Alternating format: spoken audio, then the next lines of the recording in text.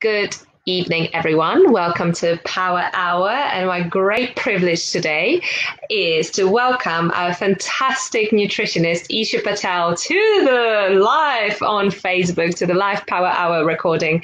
Hello, Isha. Welcome and thank you for being here. Monika, how are you?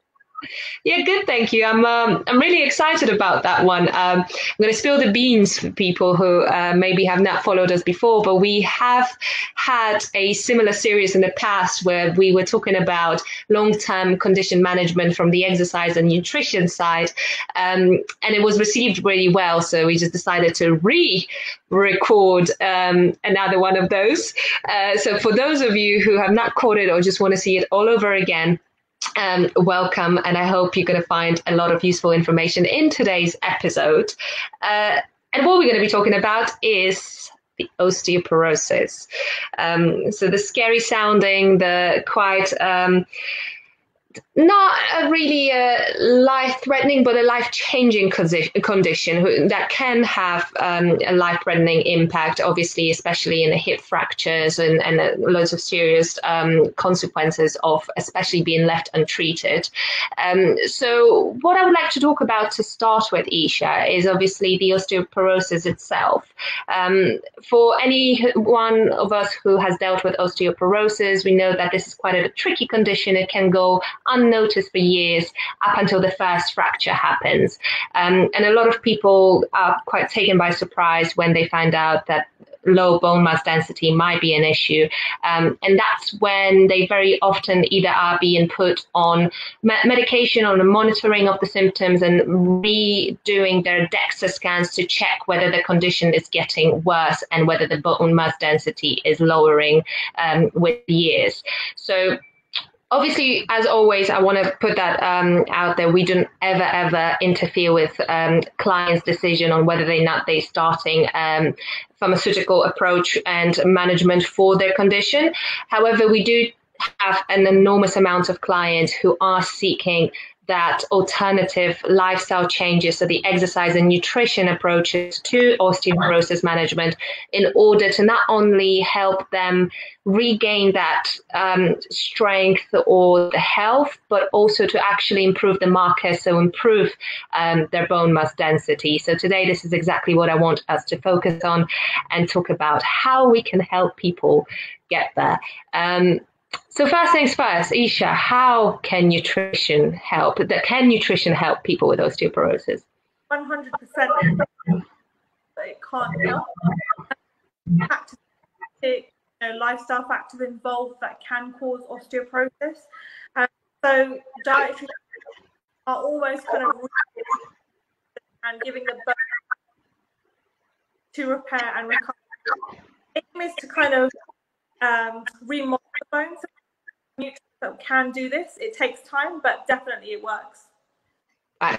So we probably have a lot of people that, especially if they have already had a diagnosis or they have a family history of osteoporosis, they probably have heard certain golden rules from the nutritional standpoint when it comes to the osteoporosis management. So they probably must have heard about calcium. They must have heard about vitamin D.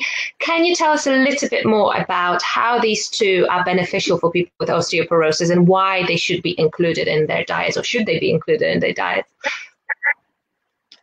Essential. It really kind of increases density. It also increases the amount of calcium and the way calcium is absorbed into the bone. In addition, a lot of people might not know this, but in addition to vitamin D, you should have vitamin K as well. They go hand in hand together. Again, vitamin D is really good. It really helps the bone remodeling process. Right. So yeah, incorporating lots of dairy, green leafy vegetables, mushrooms are a great source of vitamin D that can help. Alternatively, 20 minutes in the sun will do wonders as well. I want to say it might be tough in the UK, but not at the moment. No, at the moment you should be fine. Lots of people, even if you're just eggs for 20 minutes in the sun, if you don't want to for all of you, that's going to have great effect on the absorption of vitamin D in your system. Perfect. So what about calcium? Is there a benefit of ingesting or supplementing large amounts of calcium in someone's diet when it comes to the, with the aim of increasing the bone mass density? Yeah, calcium mass density. There are a few things. So in consultation at their age, we'll look at their test results. Some people actually shouldn't be having too much calcium. Too much calcium can actually get excreted in the kidneys. Too much calcium can have the opposite effect on bone, actually break bone rather than build bone, just on the osteoblast kind of ratio. So it's about finding that balance, and it varies between individuals for how much they should be having. So that's why supplements are different. That's why they should get tested every 3 to 6 months, because they change. So it's quite a tricky one, giving particular genetic advice on calcium, but trying to have, you know, leafy green vegetables and their dairy should help. Just right. Advice. So when we're talking about osteoclasts and osteoblasts, guys, we're talking about the cells that are rebuilding and remodeling the bone, and that's the balance that we're trying to improve. So we want to inhibit the action of the cells that are decreasing the bone mass density, so removing the bone mass density, and increase the activity of the ones that are they're responsible for the production of the bone tissue. So that's an incredibly important part. Now, Isha, can we do it solely through the diet? That might be a tricky question, but is that possible at all for a person that already deals with a low bone mass density? Are they able to increase the amount of vitamins through the diet alone? So your medicine, and we do, so some people may need to supplement extra with vitamin D or certain levels of calcium or magnesium. So yes, food is the bulk, but sometimes the extra push comes through supplements. And of course, lifestyle and exercise is important. But yeah, we can just about do it. Right. So it's I guess it's a tricky one. I know that a lot of our clients are always worried about the quality of the food they're ingested, and obviously outside having a lab in your house, you're probably not fully able to always test the amount of nutrients and micronutrients that you're truly ingesting in the food that you're eating. So would you say that a person diagnosed with osteoporosis should probably have regular blood checks in order to make sure that they have the right levels, and obviously based on that, their decision on supplementation can be made? Absolutely. Every 6 months, I would say, because your hormones like estrogen, testosterone levels, they're going up and down. These can affect the vitamin D status. So sometimes you might need a little bit more, sometimes you might need a little bit less. So 3 months blood work is necessary for females and males every 6 months. Right. That's an interesting concept. So we know that now vitamin D, we know calcium, we know vitamin K. Is there anything else that we need to look out for from the nutritional side? So a lot of, I would say magnesium and phosphorus are equally as important. You can find these in lots of dark leafy vegetables, also iron like food, so would be really good for people fancy that. I say to look at your gut health, which is probably the last thing people would think of when in the process. So we have gut bacteria, which do tremendous in our body. In terms of osteoporosis, there are certain strains which actually increase the absorption of calcium by lowering the pH of our intestinal wall. So strains like lactobacillus and also bifidobacteria, just the two that come to mind, they are increasing our calcium just by lowering pH. These can be found in lots of fermented foods, so you can get kefir, sprout, kimchi, or even taking tablets or the liquid form. So yeah, gut bacteria is a new emerging kind of treatment for osteoporosis. And I guess the question that maybe some people may ask, because I'm sure that a lot of our clients and people watching us have heard of the benefits of various different probiotics, but with the amount of different products on the market, and obviously I also know that there are different forms, and most importantly, there are different needs that the individual has when it comes to the probiotics, what will be the best place to start? Because obviously just going to the shop and buying the first set of pills, I'm assuming they might not always cut it. So especially for a person that's really health focused and they want to have the very specific benefits from the balance and healthy gut flora, what would be the course of action? Do they need to have a specific test done first? How would you approach it? So I would say process probiotics, general rule of thumb they look out for in their probiotic, try something that has at least 10 billion, it says CFU, stands for colonizing forming units. This is the amount that can replicate once it gets into your gut. And try to make sure it has the most obvious lactobacillus, bifidobacteria, lactobacillus, others that I can't really pronounce. I was going to say, this becomes pretty challenging. Lactobacillus and bifidobacteria, that try to put it in a dark bottle. So as long as it's in like a dark glass bottle, it's fine. Clear, the light can actually damage bacteria. So that's kind of helpful. And what I say to my clients is to take the probiotic on an empty stomach. Why? Because, well, first thing in the morning is the best time to take it because your stomach acid levels. So when you're taking the bacteria, it doesn't get damaged by the stomach acid. So by the time it reaches your colon, it's kind of sustained. Like, bacteria can multiply 3 and 6 minutes, so it's quite rapid. If you take it mid-eaten breakfast, you will destroy majority by the stomach acid. Our stomach acid can burn metal, so it's quite strong. Wow. So I do say morning and wait 10 minutes in drinking. So that's probiotics.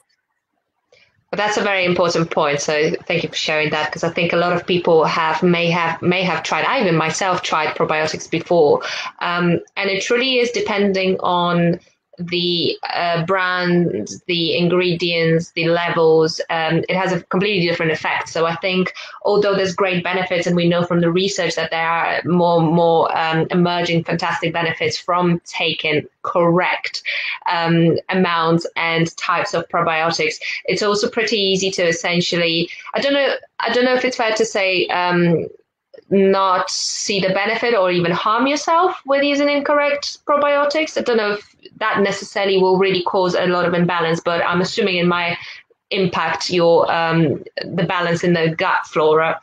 It's actually getting into the populating, because you've got to have a diet to, if you're just eating junk and probiotic, it's good because the bacteria feed on.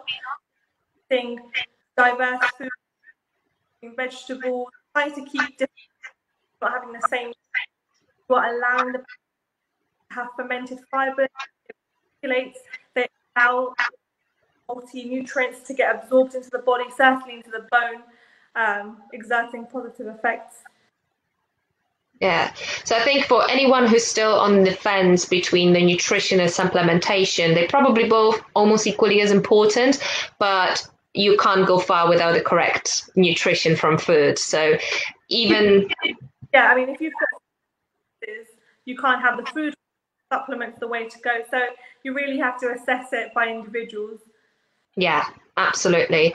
So we want to talk a little bit more about the other factors of osteoporosis management. So obviously, I'll give a quick breakdown of the exercise side of things, but there are also other factors that can contribute to the worsening of the symptoms, and that would be stress. I'm assuming the obvious stuff like smoking. Is there anything else that we need to look out for? Yes, it's stress, because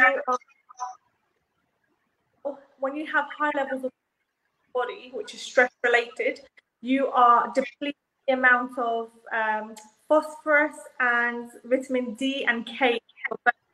You're actually like you're excreting them through urine. So that's a waste. Anything you put in with high stress levels, you're decreasing. So trying to yoga, mindfulness. Also having a pro-inflammatory lifestyle. So it's just living a rapid, fast, I hate to say this, but a Londoner lifestyle. Yeah. Let's breathe. Pro-inflammatory lifestyle includes food, so lots of oily fried foods, sugary foods, lots of refined carbohydrates.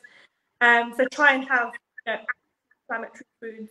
These could be oily fish, which is high in omega, so lots of wild caught salmon, haddock, tuna, sardines, things like that. Nuts, turmeric is an excellent source. Try and have it into your cooking, take the supplement.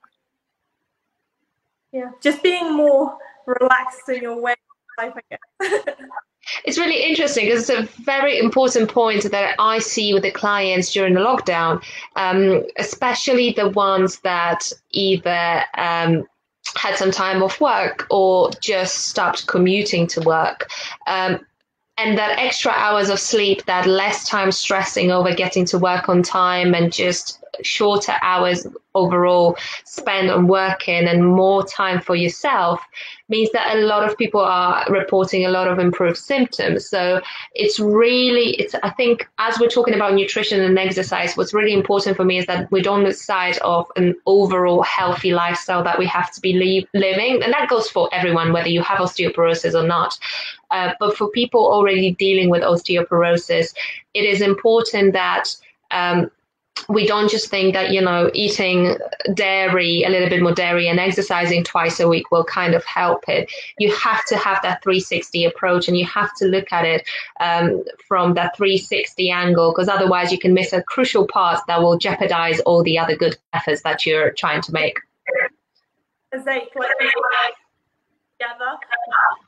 alone is going to get you for everything kind of together. Yeah. Important. No, absolutely. From the exercise side, I will take over in here, unless you want to take it from me. I think it's really important. I always get the questions, and it's quite interesting because a lot of people come in to seek advice from myself or other trainers, always seem to have the same level of confusion and knowledge when it comes to exercise for osteoporosis. And one of the most common things that I'm getting is I'm going to start jumping because I need to start jumping, or I need to start running. And that obviously, mind you, comes very often after people had any form of either vertebra fracture or, if it's a wrist, it's still a relatively easy transition from having a wrist fracture to running. But a lot of the time they have a lower limb injury and they decide, now I must run. So what's really important is, again, similar with nutrition and lifestyle, we have to look at osteoporosis management from an exercise standpoint from 3 different angles. So the 3 main angles is the strength work for your muscles, and that in the long run is proven to improve the bone mass density, so the marker that we're trying to increase. We're looking at improving proprioception and balance, because that obviously will help us prevent falls, and that is an important part pretty much for anyone, but especially for older generations and older people dealing with osteoporosis, because they're at the higher risk of falls and trips and slips, and that causes obviously a huge risk of a hip fracture, which then can have very serious consequences for their health and life. And then lastly, we're looking at back postural health, mostly back, because we're treating the kind of trunk as the center of the body here, but obviously we're looking at the body again as a whole. So any misalignment for the body can have an impact, a domino effect on the back. So from the first standpoint, when we're talking about strength training, there's a couple of things that we need to be wary of, and that is making sure that the load that you're using is progressive. It doesn't necessarily always matter whether you're using weights or not. If you have quite an unconditioned individual, so a person who's not used to working out or has quite a lot of different problems with them, you wouldn't start with free weight or even weight machines, because it's just going to be too much. So you're trying to improve their body weight strength. So doing body weight conditioning to begin with, and that already, if they haven't done that before, will improve their muscle tone and they'll cause enough of a stimulus for that transformation to start. Now, where it gets tricky and sticky, if you don't have a guidance of the professional in here, we as creatures of habit tend to stick to what we like and what we know. And what it means is that if we get, especially if we see the improvement, we get good at something, we tend to just stick around and kind of hover around that same intensity, whether that's volume exercises or the type of exercises that we do, which makes in the long run the process not progressive enough to see the constant difference to the bone mass density. So the very important part of training for osteoporosis is that it has to be progressive. As a matter of measure, if we're using, for example, repetitions, if you can comfortably do 12 or 15 repetitions, either increase the difficulty of the exercise or add more weights in order for it to become challenging at the point of 8. So you always should feel like you can't just comfortably keep it going, because that just simply will not create enough of the stimulus for the muscles. So the bone gets stronger when we exert, when the ligaments and the muscles and the soft tissue exert certain amount of pulling and pushing on the bone, and the adaptation inside the bones over time mean that essentially the bone becomes more denser and becomes more resistant to any form of impact that the muscles and ligaments create on it. And that is the reason why this has to be progressive, because if we get it to a certain level, the same amount of stimulus will simply just not improve the markers anymore. Another big part of it is the impact work, and that is another tricky area. That's where people get quite often either go on a very extreme end of scale when they start jumping and they're simply not ready. They haven't done any strength work, haven't done any proprioceptional balance work, and they just go straight into long jumping and get injured. So then they come back to the clinics to see us, or they simply don't do enough. So the impact exercises are particularly important for improving bone mass density around your spine and your hip.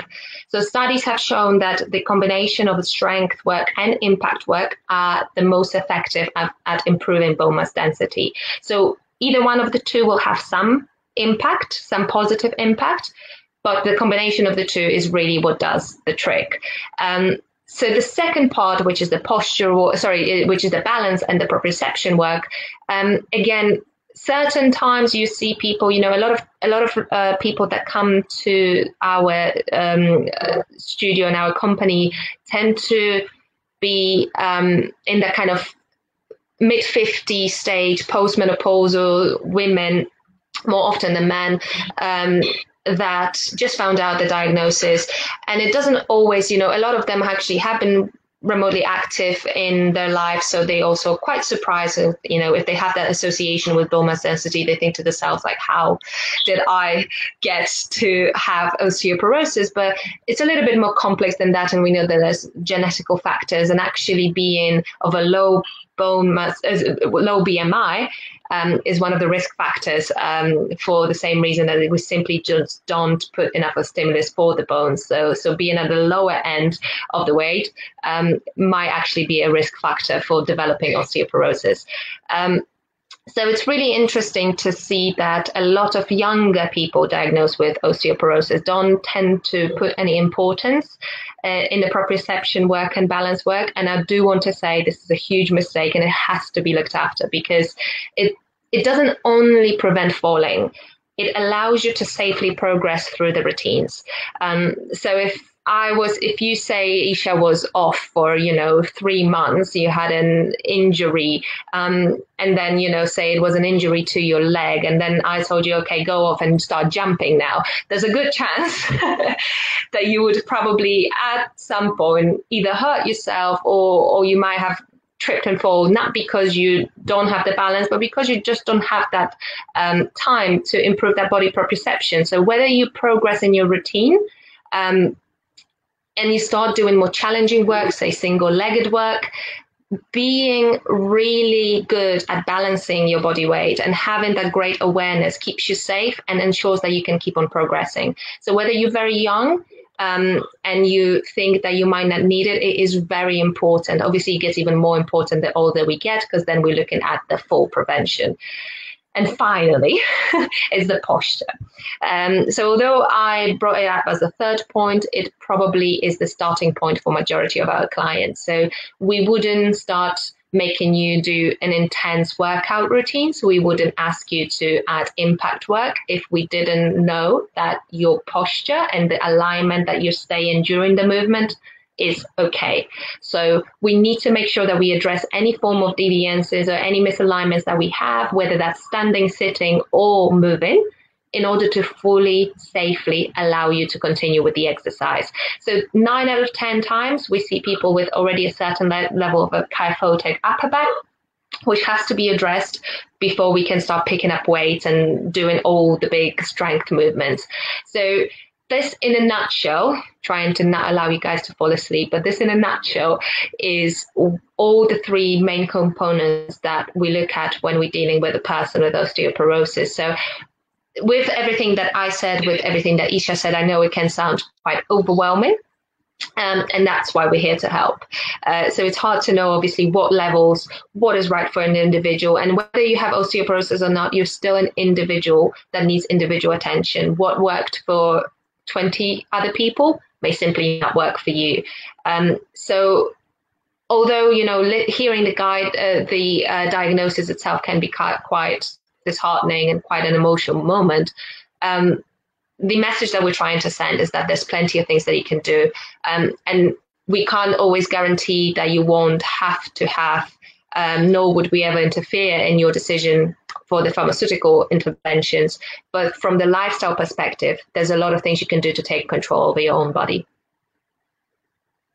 Yeah, absolutely. I couldn't agree with you more. Back to the exercise clients to see, I'm excited to see how it's up for them, because we have people who have reported effects or, you know, benefits of this already.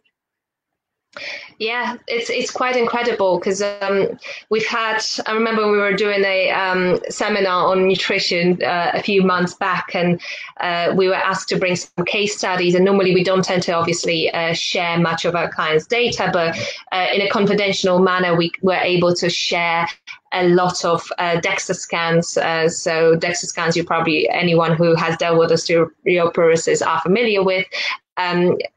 And we saw the differences between the year 1 versus year 2 or year 3 with the regular correct exercise regime, with the correct supplementation and correct nutritional advice. And some of them were pretty amazing. Some of them were pretty incredible. And to think that, yes, it requires consistency. Yes, it requires a lot of persistency when it comes to actually sticking to that routine and following the advice. But to know that you can do all those amazing changes and jump by a full point on the scale is pretty incredible. You know, we had people jumping from osteoporosis to osteopenia, which is the stage where you have a low bone mass density, but you're not fully classified as osteoporosis. And we had people from the edge of osteoporosis reverting back to normal levels, which some of those stories are pretty incredible. Interesting enough, if you're hearing this and your osteoporosis is pretty advanced, unless you are not able to move, there is a biggest jump from people with the heaviest osteoporosis towards the improvement from the lifestyle changes than it is with the people with the mild osteoporosis or osteopenia. Simply that number jumps much higher the lower it gets. So there's definitely hope for you too. Well, Isha, are we missing anything? But as covered pretty much. Well, all I can say is that whether you're watching us live or whether you are watching us at a later time, please feel free to leave any questions that you might have in the comment section below, and we'll be more than happy to get back to you with any questions that you may have. Anisha, I want to thank you very much so for joining me today. It's been a brilliant pleasure. I absolutely appreciate all the work that you put on our mutual clients, and just I'm looking forward to enlightening more people out there. Dream team. Thank you. Thank you, Isha, and thank you for everyone who's watching, and I'll see you next week for some diabetes talk. Great, bring it on. See you later, guys. See you later. Bye.